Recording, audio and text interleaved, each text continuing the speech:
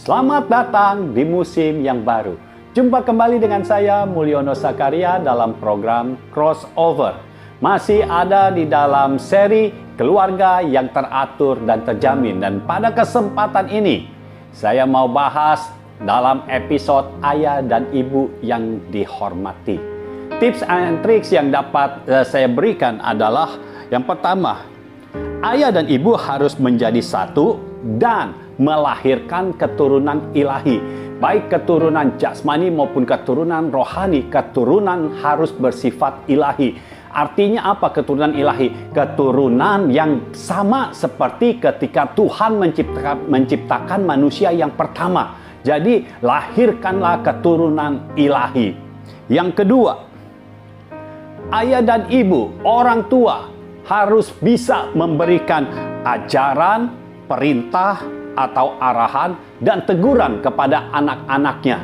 Sehingga anak-anaknya tidak salah jalan. Anak-anaknya tahu arah yang harus ditempuhnya. Apalagi kalau anak-anak belum dewasa. Sehingga mereka sangat perlu bimbingan orang tua. Mereka perlu arahan dari orang tua. Itu sebabnya ayah dan ibu harus bersatu untuk mengajar, untuk memberikan perintah, memberikan arahan. Dan kalau anak salah harus bisa ditegur.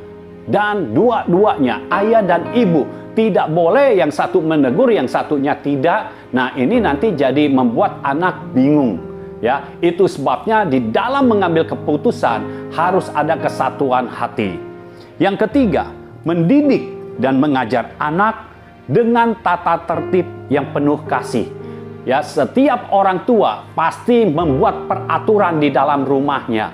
Karena setiap rumah harus ada peraturan. Nah, ayah dan ibu atau suami dan istri harus bersatu waktu membuat peraturan di rumah. Jangan sampai anak-anak tidak tahu aturannya seperti apa. Misalnya, kalau mau kita makan bersama di waktu yang sama tanpa memegang handphone, itu harus disetujui oleh ayah dan ibu. Sehingga anak tahu kalau makan tidak boleh lihat handphone. Karena di tempat makan itulah waktu yang paling tepat untuk kita saling bicara. Ya, untuk kita saling mungkin bercanda. Sehingga anak-anak merasa enak makan di rumah. Poin yang keempat, mengenal Tuhan yang ada dari mulanya. Dan membawa anak-anak kepada pengenalan akan Tuhan yang lebih lagi. Jadi ayah dan ibu harus terus mengupgrade posisi rohaninya, harus mengembangkan kapasitas rohaninya sehingga memiliki pengenalan akan Tuhan yang semakin bertambah-tambah, semakin bertambah-tambah. Dan setelah itu diberikan kepada anak-anaknya sehingga anak-anak memiliki pengenalan akan Tuhan yang semakin bertambah-tambah juga. Poin yang kelima, memberikan warisan. Ayah dan ibu memberikan warisan yang sangat berharga kepada anak-anaknya. Apakah warisan yang paling berharga itu? Nah, nanti kita lihat di dalam talk show-nya, warisan yang paling berharga itu apa? Untuk anak-anak. Karena anak-anak harus menerima warisan. Yang pasti warisannya bukan hutang. Ya. Yang selanjutnya, poin yang keenam, ayah dan ibu jangan mencari-cari kesalahan anak. Ya, anak tidak salah, apalagi kalau anak ribut. Ya, ada dua anak yang sulung dan adiknya, seringkali yang sulung itu disalahkan sehingga yang sulung merasa tidak nyaman, merasa tidak aman dan dia jadi merasa kok disalahin terus. Nah, kita tidak boleh sebagai orang tua kita cari-cari kesalahan anak. Biarkan anak kita bertumbuh sebagaimana mestinya. Lalu yang ketujuh, jangan menegur terlampau keras. Jadi terkadang ketika melihat anak-anak memang emosi kita menjadi meninggi. Jadi terkadang kita menegur dengan keras, tetapi ini yang harus dipikirkan. Kalau memang harus menegur, kata-katanya dipilih tetap kata-kata yang membangun, kata-kata yang positif, Jangan kata-kata yang negatif yang menyudutkan anak sehingga anak tidak bisa berkembang dengan baik. Ya, yang terakhir, jika diperlukan bisa menghajar anak dengan tujuan untuk mendidik dan menghasilkan buah kebenaran. Jadi orang tua, ayah dan ibu harus bisa menghajar anak. Apalagi kalau anaknya berbuat salah yang cukup fatal, harus bisa menghajar anak-anaknya. Tapi tujuannya bukan melampiaskan kemarahan, bukan melampiaskan kekesalan, tetapi tujuannya untuk mendidik anak, untuk memberitahu bahwa yang dilakukan itu salah, dan akhirnya anak menghasilkan buah kebenaran. Ya, demikian tips and tricks dari saya. Semoga Tuhan memberkati saudara sekalian. See you at the next level.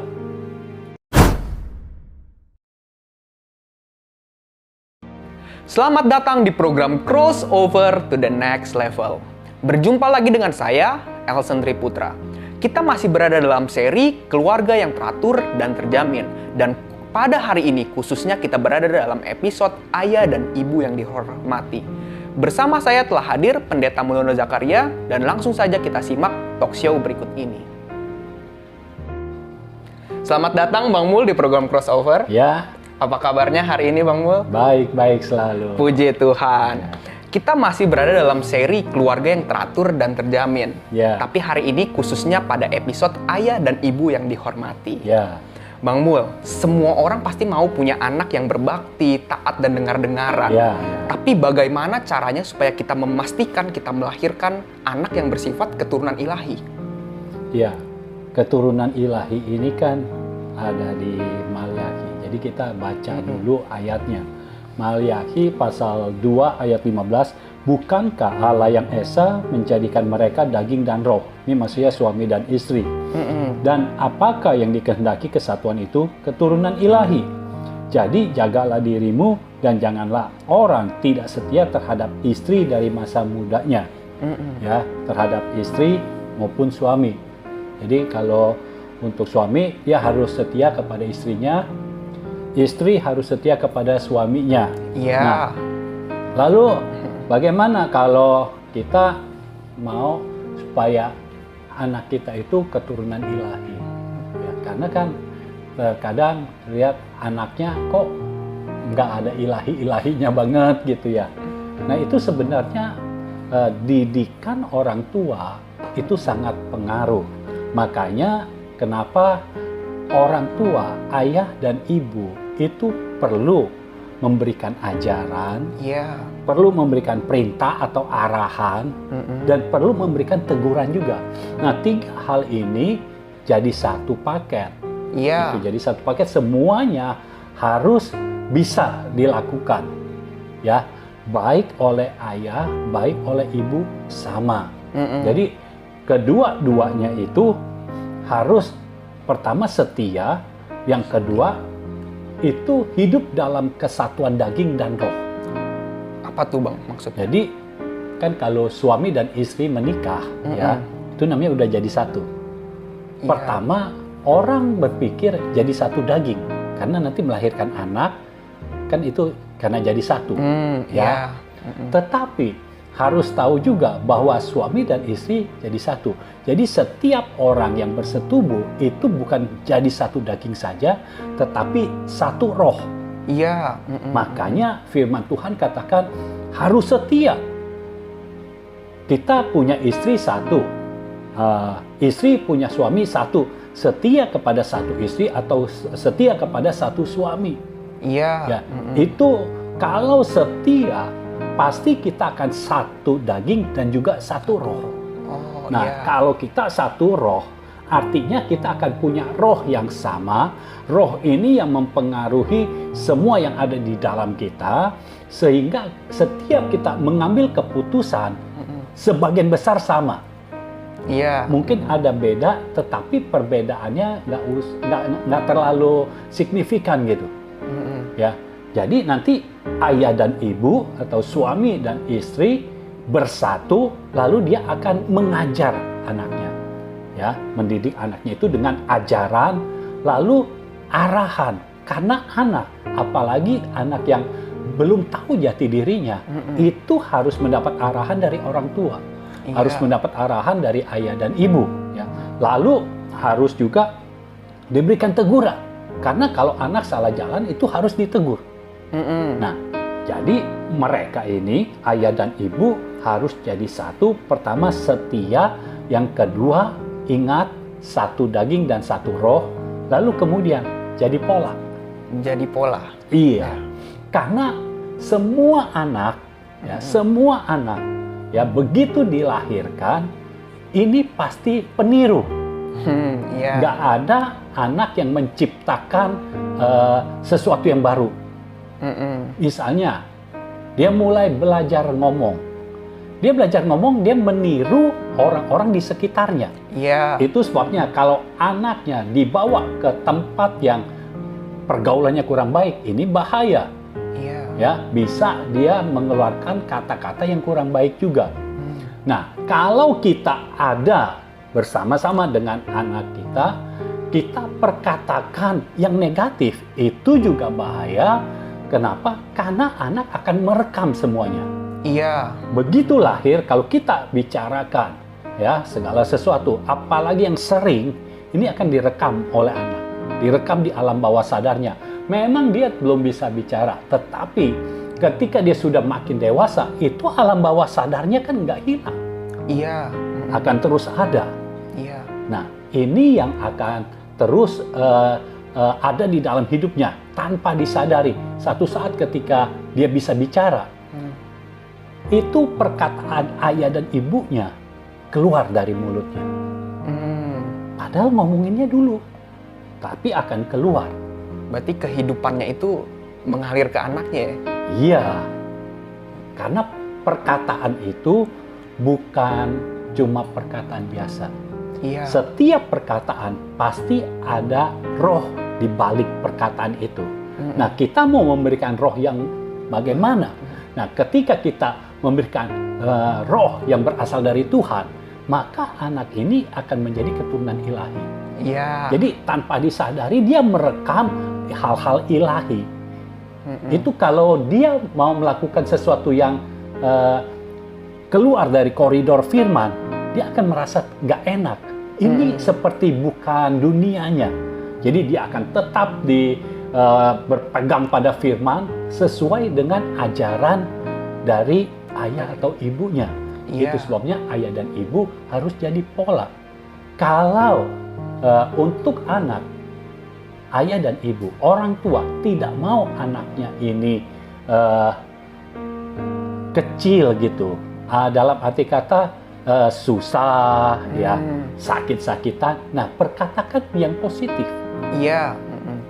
Termasuk ketika ayah bicara dengan ibu, suami bicara dengan istri, bicara yang positif. Karena tanpa disadari, apalagi kalau masih baby gitu, biasanya satu kamar ya, satu kamar.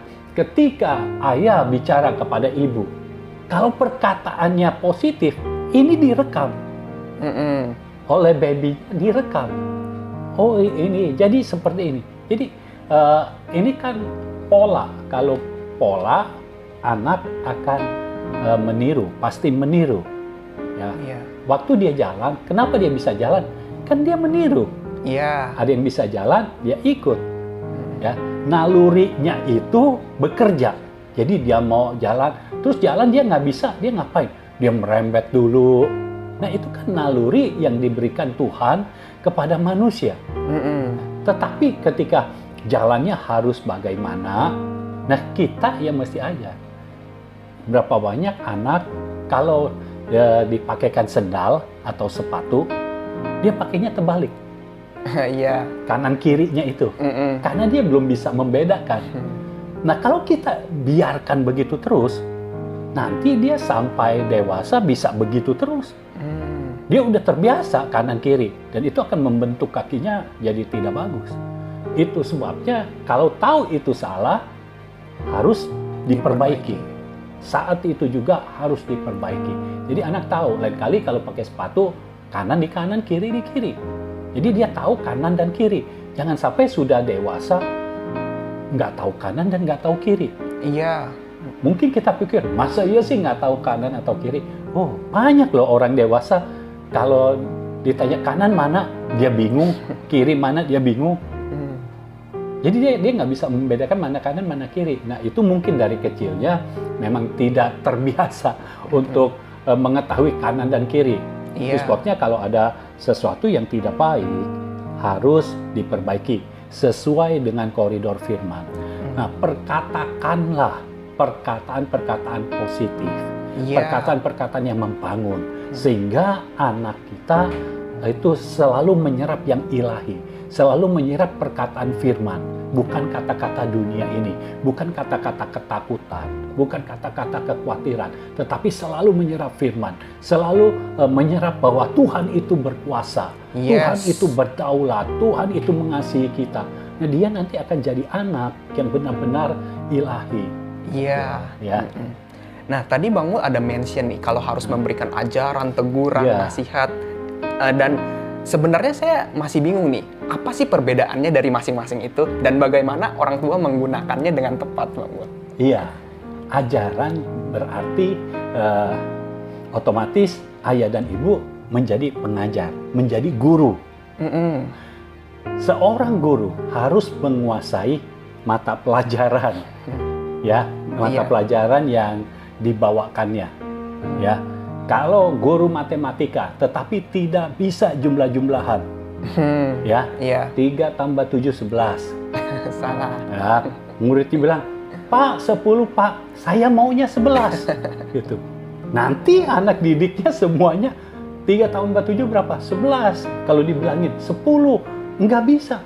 Kenapa? Saya maunya 11. Gitu. Jadi itu ajaran. Artinya kita mesti menguasai. Nah, yang kita mau ajarkan itu apa? Yang kita mau ajarkan adalah nilai-nilai kehidupan. Nah, nilai-nilai kehidupan itu bukan dari pengalaman saja. Tetapi harus pengalaman yang berdasarkan firman. Apa tuh maksudnya, Bang? Jadi, kalau firman Tuhan datang kepada kita, seharusnya pengalaman kita sesuai dengan firman. Oh, iya. Contoh begini, waktu Daud diurapi menjadi raja oleh Samuel. Daud nggak langsung jadi raja kan? Iya. Tetapi pengalaman-pengalaman Daud mengarah ke sana. Jadi pengalaman-pengalaman yang sesuai dengan firman, nah kita ajarkan. Ya kita ajarkan. Baik ayah maupun ibu, ajarannya harus sama. Ingat, 3 tambah 7, 10. Jangan nanti salah satu maunya 11. Harus sama. Jadi kalau anak ketika udah bisa bicara, tanya kepada ayah, jawabannya sama. Tanya kepada ibu, jawabannya sama. Karena ayah dan ibu belum tentu satu ruangan terus kan. Terkadang pisah. Nah, anak itu bisa pintar. Oh, dia cari ayah. Oh, kalau jawaban ayah nggak memuaskan, dia cari ibu yang lebih memuaskan.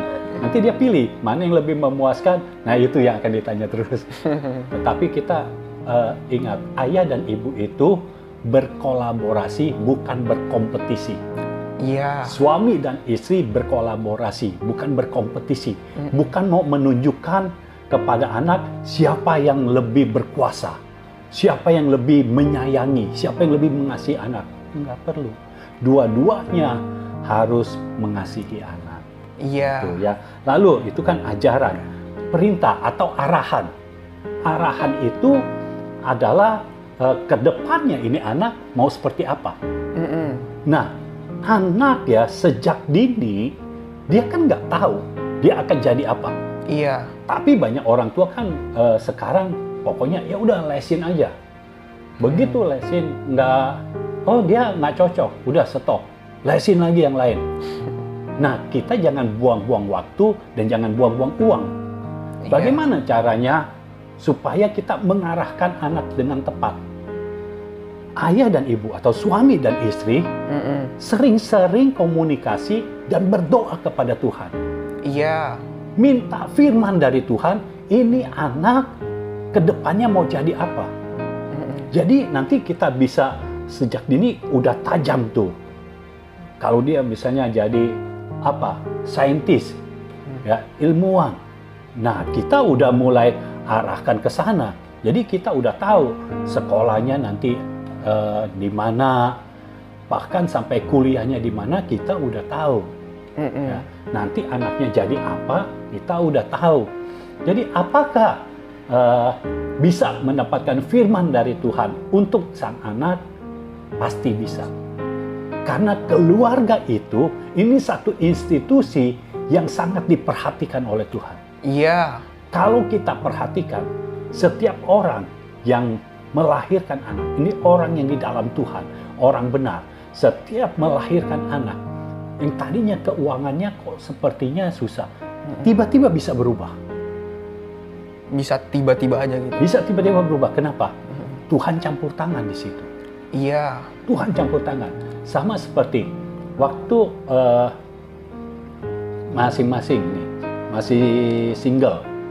Tapi ketika berjumpa dengan pasangan menjadi satu, tiba-tiba saja ada hal-hal ilahi terjadi dan kita bisa melihat, Tuhan bisa memberkati sedemikian rupa.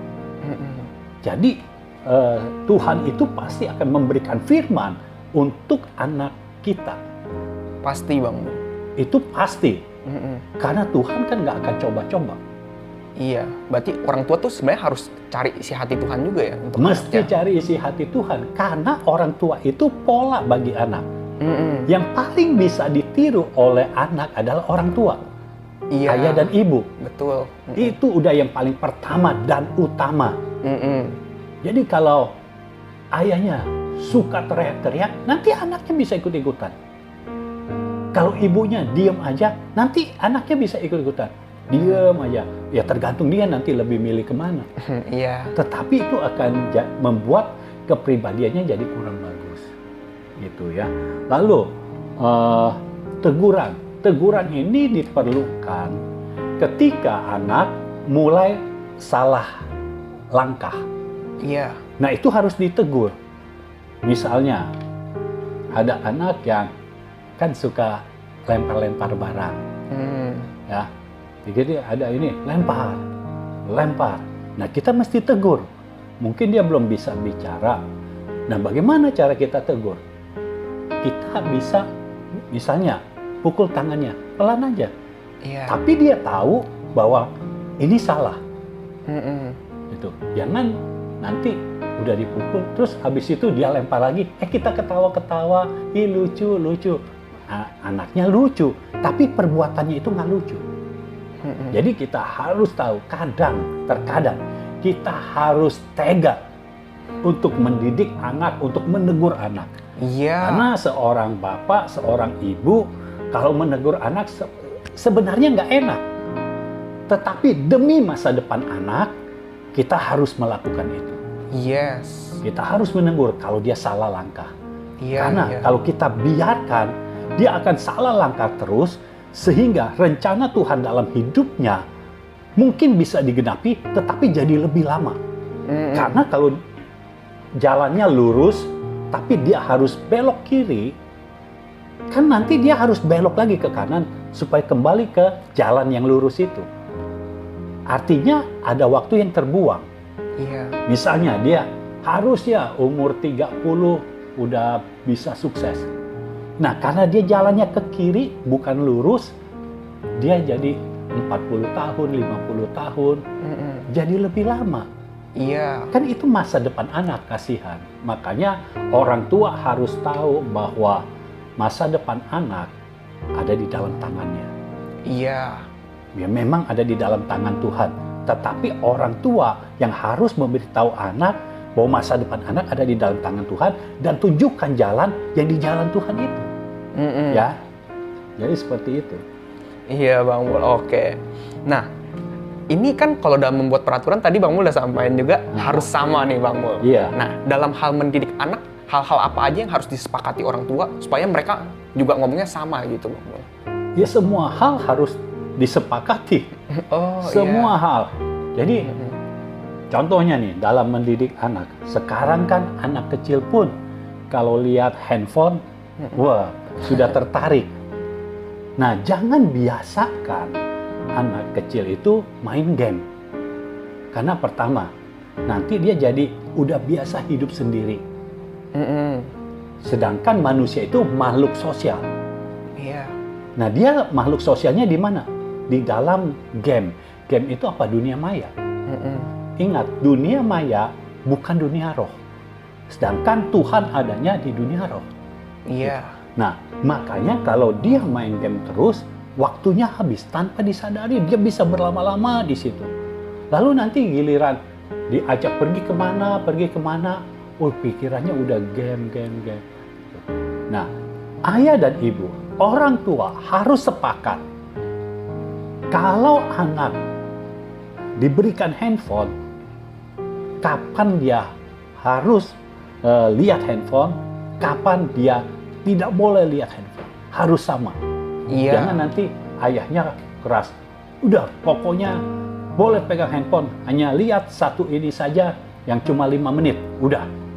Tapi nanti ibunya, aduh kasihan kalau cuma 5 menit. Nanti pas ayahnya nggak ada, ibunya kasih lihat terus. Apalagi dengan tujuan, asal nggak saya nggak kerja nih. Ya kan, yang punya anak kita, ya kita atur sedemikian rupa, anak bisa ditanggulangi, kerjaan juga bisa ditanggulangi. Yes. Ya. Terus misalnya, kalau kita mau dalam, kalau waktu makan, tidak boleh bawa handphone. Nah, ayah dan ibu harus memberikan contoh terlebih dahulu. Waktu makan jangan bawa handphone. Iya. Nah, itu waktu yang paling baik. Jangan biasakan kalau waktu makan bawa handphone. Karena kita mau bicara apa saja, pasti nggak didengar. Semuanya diam. Di meja makan semua diam. Semua asik dengan handphone. Sambil makan. Akhirnya kita punya waktu makan tidak berkualitas. Iya. Dan makanannya udah nggak tahu lagi. Seenak apapun juga nggak berasa. Jadi buat peraturan yang disepakati bersama dan jangan ada yang mengubah peraturan ketika salah satunya tidak ada. Ya, ketika ayah atau ibunya tidak ada, ubah peraturan, jangan. Kalau mau ubah peraturan harus disepakati juga. Jadi anak tahu bahwa dia kalau sama orang tua kemana saja sama. Iya. Kalau ayah bilang nggak boleh, ibu juga harus bilang nggak boleh. Kalau ibunya rasa kayaknya nggak enak nih, ya di ngomongin lah nanti. Jadi seperti itu. Pokoknya semua peraturan yang mau dilakukan itu harus disepakati bersama dan harus tahu rumah harus ada peraturan. Jangan pikir, jangan pikir, udahlah nggak usah bikin. Kenyataannya ada. Misalnya makan jam berapa, itu kan peraturan. Iya. Ya, mandi jam berapa, itu kan peraturan. Jadi lebih baik daripada ini jalan masing-masing, lebih baik kita buat peraturannya. Jadi anak sudah biasa disiplin, kalau dia disiplin, masa depannya itu lebih terjamin. Yes, Ya. yes. Berarti peraturan juga memang itu untuk menjamin masa depan anaknya juga kan Bang Mul? Iya. Iya. Nah, pas di tips and tricks Bang Mul ada sampai nih, kalau ada warisan yang berharga yang akan disampaikan ayah dan ibu kepada anak-anaknya. Nah, itu apa sih Bang Mul? Warisan yang diberikan oleh ayah dan ibu kepada anak-anaknya. Ya. Mungkin orang-orang berpikir yang paling berharga warisan dari orang tua adalah harta kekayaan, perusahaan, rumah, mobil. Tetapi sebenarnya itu kurang berharga dibandingkan yang satu ini. Wow, apa tuh Bang Mul? Yaitu pengenalan akan Tuhan. Yes. Ayah dan ibu harus mewariskan pengenalan akan Tuhan kepada anak sampai anak benar-benar mengenal Tuhan, semakin bertambah lagi. Karena kalau anak mengenal Tuhan, ini yang akan menjagai dia. Iya. Kalau rumah tidak dijadikan, tidak diberikan gitu, orang tua tidak mampu. Jadi rumahnya misalnya masih ngontrak, jadi tidak mampu memberikan rumah kepada anak. Tapi dengan warisan pengenalan akan Tuhan, maka anak ini akan memperoleh rumahnya sendiri dari Tuhan. Iya. Ya. Nah, kita baca deh 1 Yohanes 2. Ya, 1 Yohanes 2 supaya lebih jelas.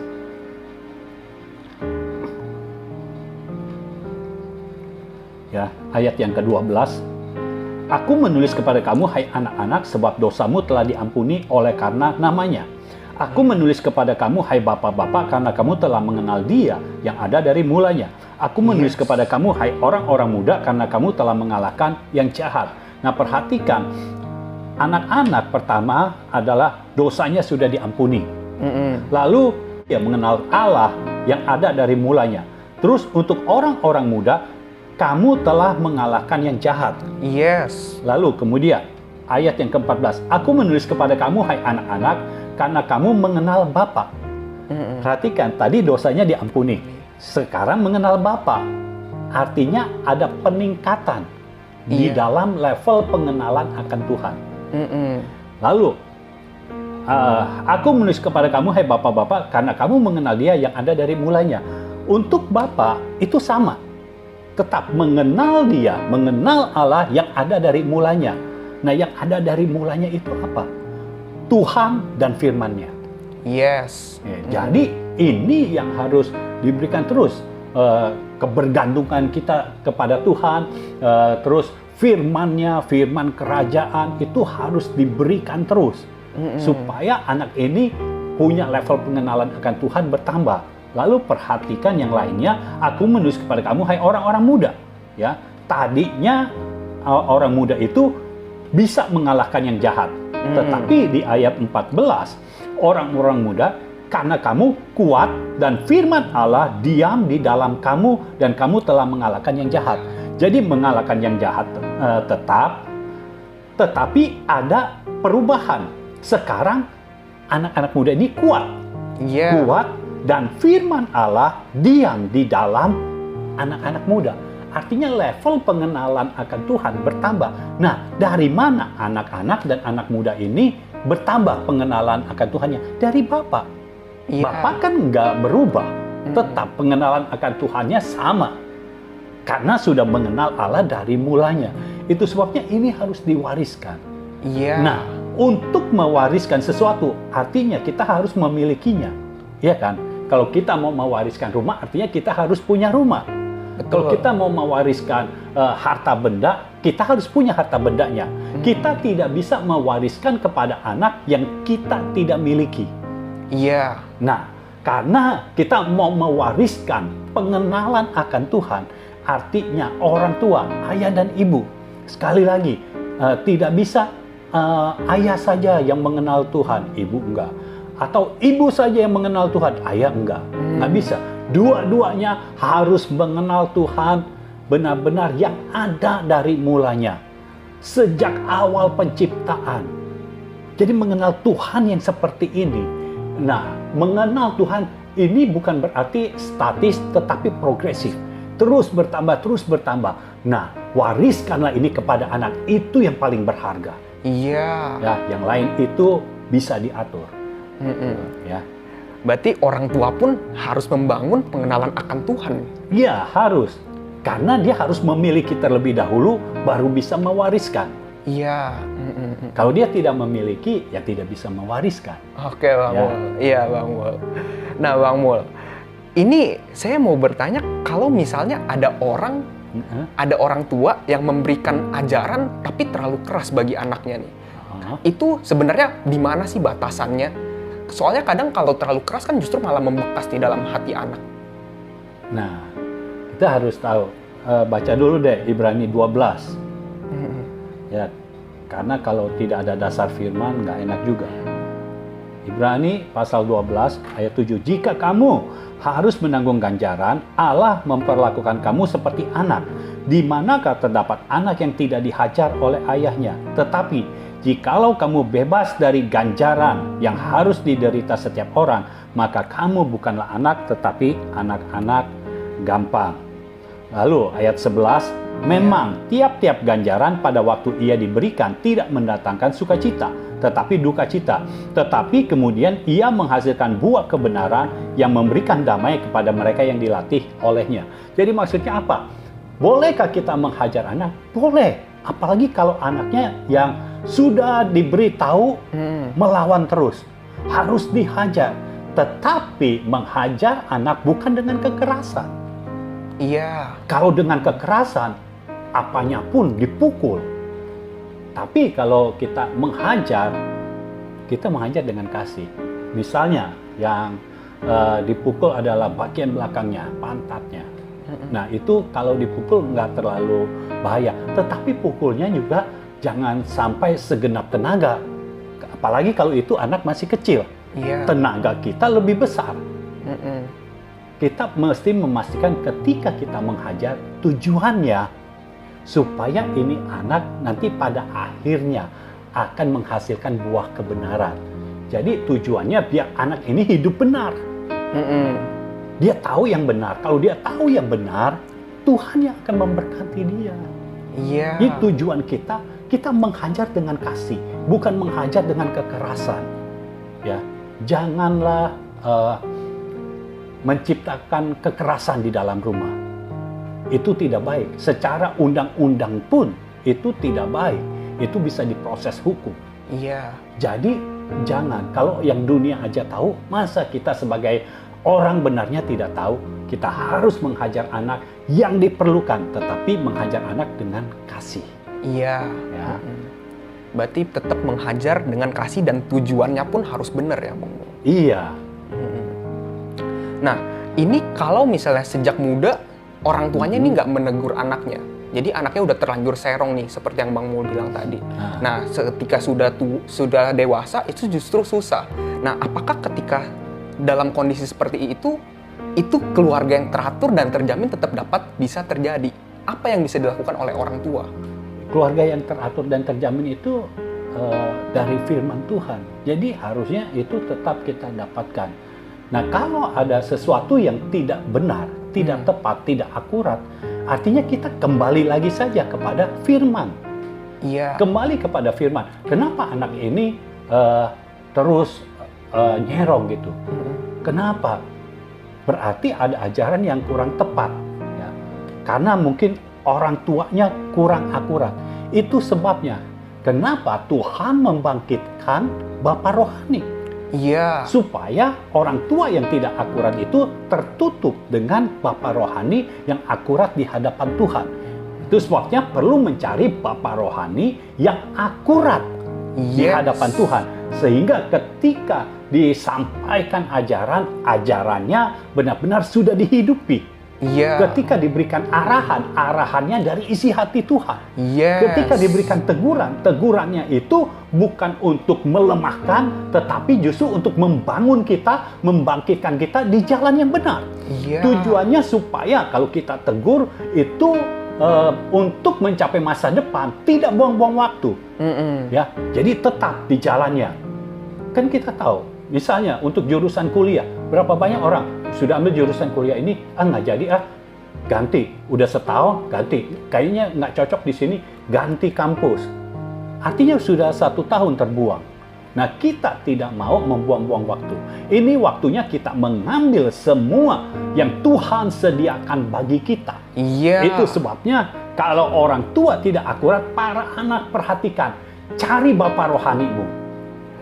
Untuk bisa menuntun engkau di arah yang benar, di jalan yang benar, dan engkau bisa mendapatkan masa depan yang gilang gemilang yang berasal dari Tuhan. Dan saya percaya kalau engkau mendapatkan Bapa rohani yang benar, yang tepat, sesuai dengan apa yang Tuhan kehendaki dalam hidupmu, yang Tuhan sudah tetapkan dalam hidupmu, maka engkau akan berada di jalan yang tepat dan masa depanmu akan menjadi lebih cepat lagi datang di dalam hidupmu, dan engkau bisa meraih semua janji.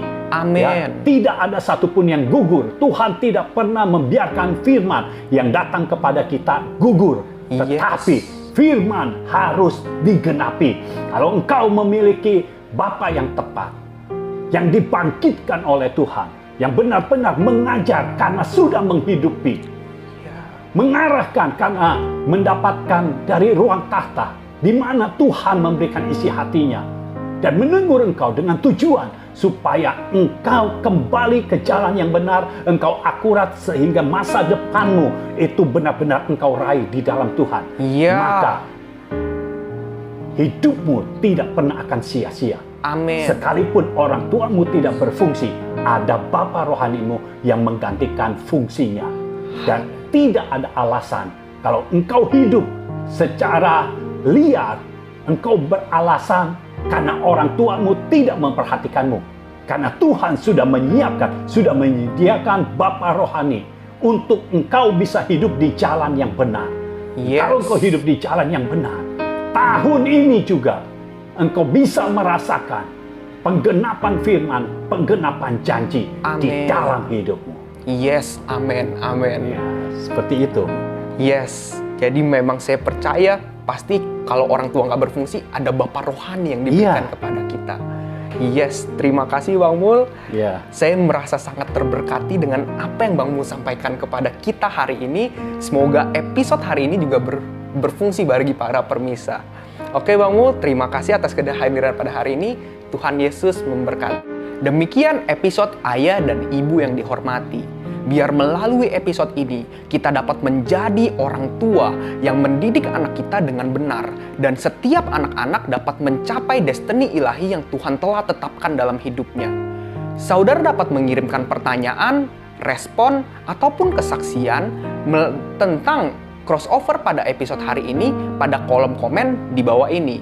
Atau saudara juga dapat mengirimkannya langsung ke hotline chat kami dengan nomor 0821 1367 6675. Saudara juga dapat berlangganan Crossover Day, pesan firman Tuhan yang akan dikirimkan setiap hari Senin sampai Jumat. Untuk pendaftarannya, saudara dapat mengirimkan pesan ke hotline chat yang sudah disebutkan tadi. Program Crossover akan tayang setiap hari Rabu jam 7 malam.